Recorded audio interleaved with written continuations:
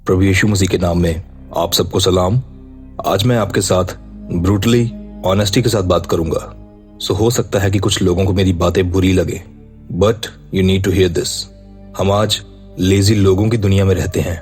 वह लोग कुछ करना तो नहीं चाहते, बट हासिल बहुत कुछ करना चाहते हैं। बाइबल तो ये तक कहती है कि अगर कोई काम नहीं करना चाहता तो वह खाना खाने तक के योग्य नहीं, वह खाना खाने का भी हकदार नहीं।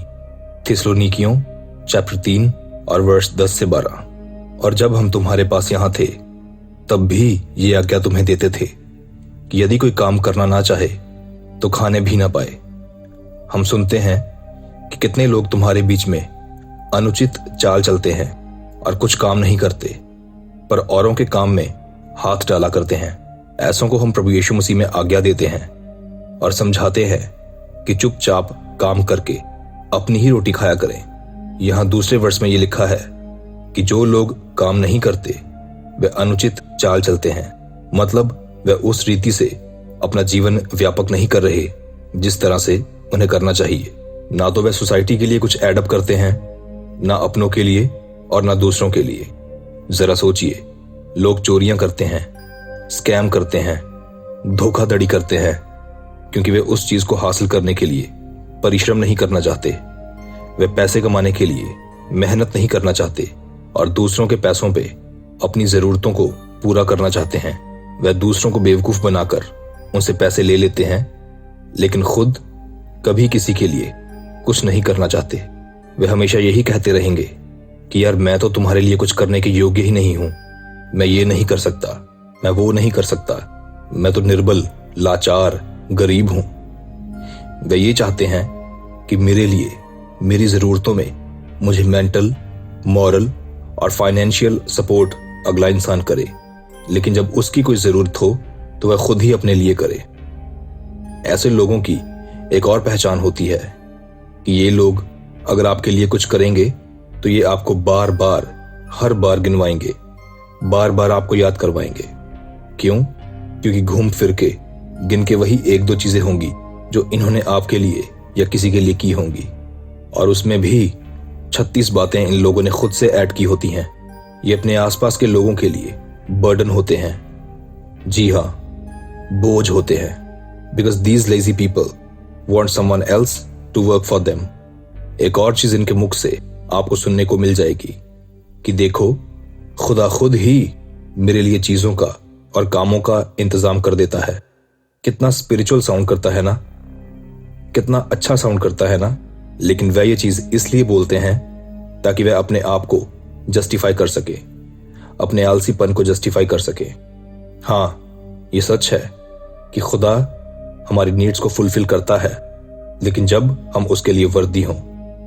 खुदा ने इजराइल की औलादों को वादा की गई जमीन दी, बट उनको खुद परिश्रम करके अपनी उस मंजिल तक पहुंचना था और फिर वहां की जमीन को जोतना, फल अनाज उगाना और उसे अपने रहने योग्य बनाना था। खुदा हमारा सर्वेंट नहीं है, बट ये हम हैं जिन्हें उसको सर्व करना है।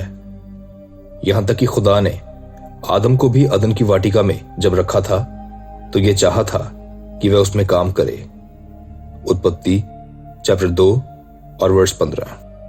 तब यहोवा परमेश्वर ने आदम को लेकर अदन की वाटिका में रख दिया कि वह उसमें काम करे और उसकी रक्षा करे। हाँ, मैं मानता हूं कि इसमें कोई बुराई नहीं। It's okay to ask for help when you don't know how to do. अगर आपको कुछ करने के लिए हेल्प चाहिए तो आप हमेशा हेल्प के लिए पूछ सकते हैं, बट ये कहना कि वह काम ही कोई और करे मेरे लिए, बाइबल इसको सपोर्ट नहीं करती। कुछ ऐसे लोग भी कहने वाले होते हैं कि ये काम मैं नहीं करूंगा, वो काम मैं नहीं करूंगा, ये काम छोटा है, वो काम अजीब है। उन्हें लगता है कि यार मैं ये काम क्यों करूं, ये काम मेरे योग्य नहीं है। बट आपने एक कहावत तो जरूर सुनी होगी कि कोई काम छोटा बड़ा नहीं होता। सो जब लोग ये कहते हैं कि ये काम छोटा है, मैं नहीं करूंगा, तो वह ये बात इसलिए कहते हैं ताकि वह अपने आप को फ्री रखने के उनके निर्णय को, फ्री रहने की उनकी आदत को जस्टिफाई कर सके। इन शॉर्ट अगर कहूं तो मेहनत से बचने का उनका ये एक बहाना होता है। जी हाँ, बहुत सारे लोग हैं ऐसे, लेकिन बाइबल कहती है कि जो भी काम तुम्हें दिया जाए उसे तुम अपनी पूरी शक्ति से करो। सबोपदेशक चैप्टर 9 और वर्स 10। जो काम तुझे मिले उसे अपनी शक्ति भर करना, क्योंकि अधोलोक में जहां तू जाने वाला है ना काम, ना युक्ति, ना ज्ञान और ना बुद्धि है। ऐसे लोग जो है वे शिकायत भी बहुत करते हैं कि मैं गरीब हूं, मैं ऐसा हूं, मैं वैसा हूं। वह अपने बिस्तर पर बैठकर बड़ी बड़ी डींगे तो मारेंगे, लेकिन कोई कदम उठाने की कभी हिम्मत नहीं करेंगे, क्योंकि वे मेहनत से डरते हैं। वे अपने कंफर्ट जोन से कभी बाहर ही नहीं निकलना चाहते। बाइबल कहती है कि वे इसी कारण गरीब रहते हैं। प्रोवर्ब यानी नीति वचन चैप्टर 10 और वर्स 4। जो काम में ढिलाई करता है वह निर्धन हो जाता है, परंतु कामकाजी लोग अपने हाथों के द्वारा धनी होते हैं। प्रोवर्ब यानी नीति वचन चैप्टर 12 और वर्स 11 अगर आप पढ़ें तो वहां भी इन बड़ी बड़ी डींगे मारने वाले लोगों के बारे में लिखा है कि ये लोग कल्पनाओं की दुनिया में रहते हैं और असल में कदम नहीं उठाते।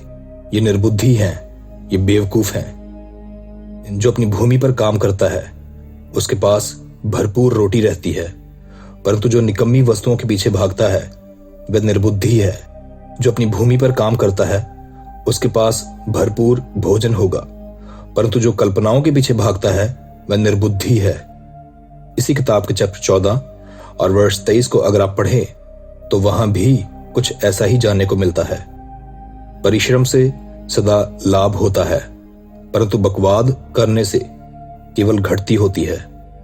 अब ऐसे लोगों की एक और पहचान बाइबल में बताई गई है कि ये लोग सोते बहुत हैं। ना इनको किसी कामकाज की फिक्र, ना इनको अपनी रिस्पॉन्सिबिलिटी से कोई लेना देना, इनका बस ऐसा ही काम चलता है। प्रोवर्ब चैप्टर 19 और वर्स 15। आलस से भरी नींद आ जाती है और जो प्राणी ढिलाई से काम करता वह भूखा ही रहता है। वह भूखा ही रहता है, मतलब इनकी जरूरतें कभी खत्म नहीं होती। आपने एक बात सुनी होगी, बहुत पॉपुलर है, कि चींटियों को देखो कितनी छोटी सी हैं बट कितनी मेहनत करती हैं। हमारे पवित्र शास्त्र बाइबल में भी इनका एग्जाम्पल दिया गया है। प्रोवर्ब चैप्टर 6 और वर्स 6। हे आलसी, चूंटियों के पास जा, उनके काम पर ध्यान दे और बुद्धिमान हो। उसका ना कोई सेनापति है, ना कोई निरीक्षक, ना कोई शासक, तो भी वह धूप काल में अपना भोजन संचय करती हैं और कटनी के समय अपनी भोजन वस्तु बटोरती हैं। परमेश्वर नहीं चाहता कि आप फ्री रहें। परमेश्वर चाहता है कि आप काम करें। और आप ये बात जान लीजिए कि अगर आप हफ्ते में 6 दिन काम नहीं करते तो आपके लिए सब्त का दिन भी नहीं है। जी हां, निर्गमन चैप्टर 20 और वर्स 8 से 11। तो विश्राम दिन को पवित्र मानने के लिए स्मरण रखना। 6 दिन तो तू परिश्रम करके अपना सब कामकाज करना, परंतु 7वां दिन तेरे परमेश्वर यहोवा के लिए विश्राम दिन है। उसमें ना तो तू किसी भांति से कामकाज करना और ना तेरा बेटा, ना तेरी बेटी, ना तेरा दास, ना तेरी दासी, ना तेरे पशु, ना तेरे परदेशी जो तेरे फाटक के भीतर हों, क्योंकि 6 दिन में यहोवा ने आकाश और पृथ्वी और समुद्र और जो कुछ उनमें है सबको बनाया और 7वें दिन विश्राम किया। इस कारण यहोवा ने विश्राम दिन को आशीष दी और उसको पवित्र ठहराया। खुदा ने कहा कि 6 दिन काम करना और 7वां दिन तेरे लिए विश्राम का दिन हो, सब्त का दिन हो। बट अगर आप काम ही नहीं कर रहे हैं तो कौन सा विश्राम दिन और कौन सा सब्त का दिन? आपके लिए सब्त के दिन का कंसेप्ट ही खत्म हो जाता है। अगर आप मेहनत ही नहीं करते, काम ही नहीं करते, आलस से भरे रहते हैं, काम चोरी से भरे रहते हैं, जरा सोचिए सब्त आप क्या ही मनाएंगे। सो अगर आप कुछ करना चाहते हैं, कुछ हासिल करना चाहते हैं, जैसे पॉपुलर म्यूजिशियन या सिंगर बनना, अपनी मनचाही गाड़ी या बाइक लेना, कोई अपना कामकाज खोलना, जिम जाकर अच्छी बॉडी बनाना, बैंक बैलेंस को इंक्रीज करना, क्रिकेट में नाम कमाना, फेम कमाना, अपना खुद का घर बनाना, तो अपने घर में बैठकर बड़ी बड़ी डींगे मारना बंद कर दीजिए लोगों को बातें सुनाना बंद कर दीजिए कि मेरे अंदर इस चीज का बहुत टैलेंट है, मेरे अंदर उस चीज का बहुत टैलेंट है। अरे मैं तो इतना ज्यादा टैलेंटेड इंसान हूं, अरे मैं तो बहुत मेहनत करने वाला इंसान हूं। एक्सक्यूजेस तो आपके पास हमेशा ही रहे हैं कि मैं तो गरीब हूं, मैं कुछ नहीं कर पाया क्योंकि हालात ऐसे थे, हालात उस वक्त पे वैसे थे। एक्सक्यूज मी, किसको धोखा दे रहे हैं आप? अपने आसपास वाले लोगों को या अपने आप को? अपने दिल में जरा अपने आप से पूछिए, अरे भाई आपके हाथ पैर तो सलामत है ना, आप जिंदा तो है ना? आई एम एक्सट्रीमली सॉरी कि मैं ऐसे शब्द इस्तेमाल कर रहा हूं, बट मैंने स्टार्टिंग में ही बोल दिया था कि आज मैं ब्रूटली ऑनेस्ट होकर आपसे बात करूंगा। सो हो सकता है कि कुछ लोगों को बुरा लगे, लेकिन जरा इस इंसान को देखिए।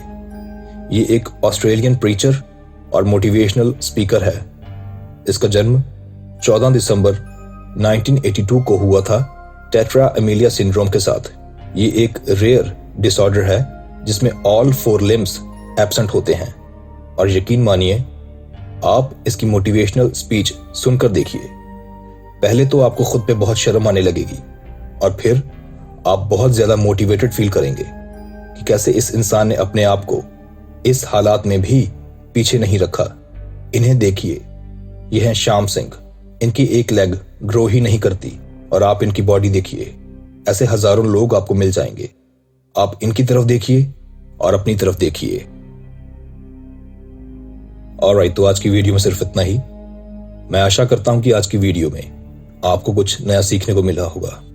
अगर आप मेरे चैनल पर पहली बार आए हैं तो प्लीज नीचे दिए गए सब्सक्राइब के बटन पर क्लिक कर दीजिए और साथ वाले बेल आइकन को भी प्रेस कर दीजिए ताकि जब भी मैं कोई नई वीडियो अपलोड करूं तो उसका नोटिफिकेशन आपके फोन में पहुंच जाए।